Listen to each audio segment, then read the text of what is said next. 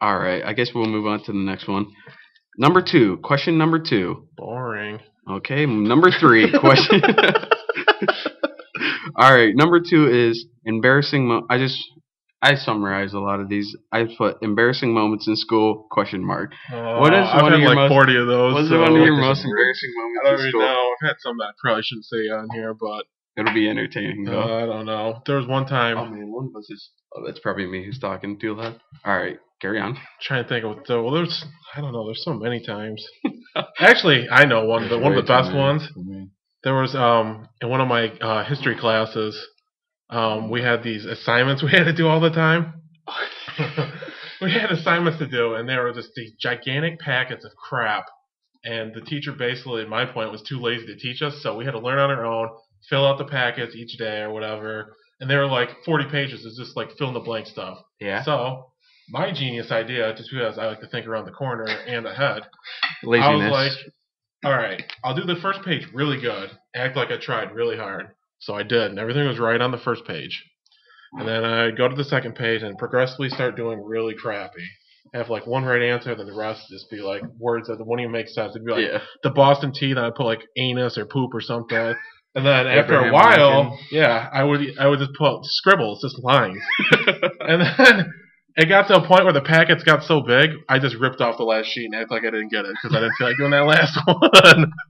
So one day I hand in the packet and she's looking through them, and I see her look at mine. I'm like, oh, this is not going to be good. And she's like, Joby, come here for a second.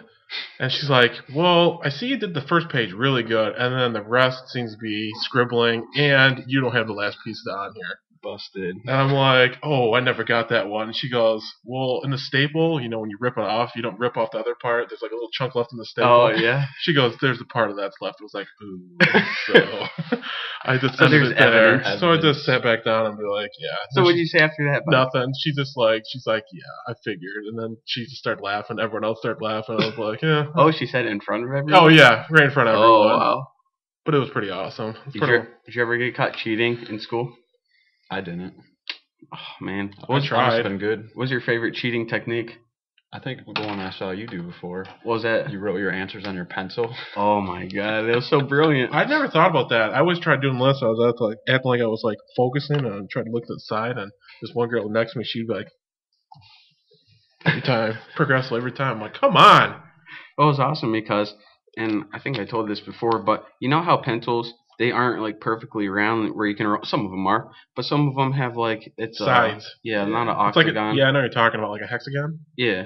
So what I did is I took one and it had yellow paint on it and I shaved it off, and then I took a fine tip point pen and wrote like A C D A, and because I usually took my philosophy test the period after one of my friends did, so they had all the answers because they reviewed them. And so I just wrote them, and then if the teacher were even to come, you just put that side down on the table. Looks like.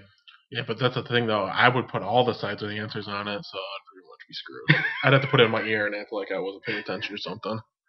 But I don't know. And some people, I heard that what they do is, you know how people always wear jeans with the rips in the knee and stuff? What they do is they write it on their leg. That's crafty. And then they pull up the rip to expose it. And so... That's pretty good. I've seen that. I've seen people put it on their hats. They're right in the front of the brim, so they're just like rubbing their hat. Oh, yeah. And plus, you can take your hat off during the test and bam, answers. Yeah, right in there.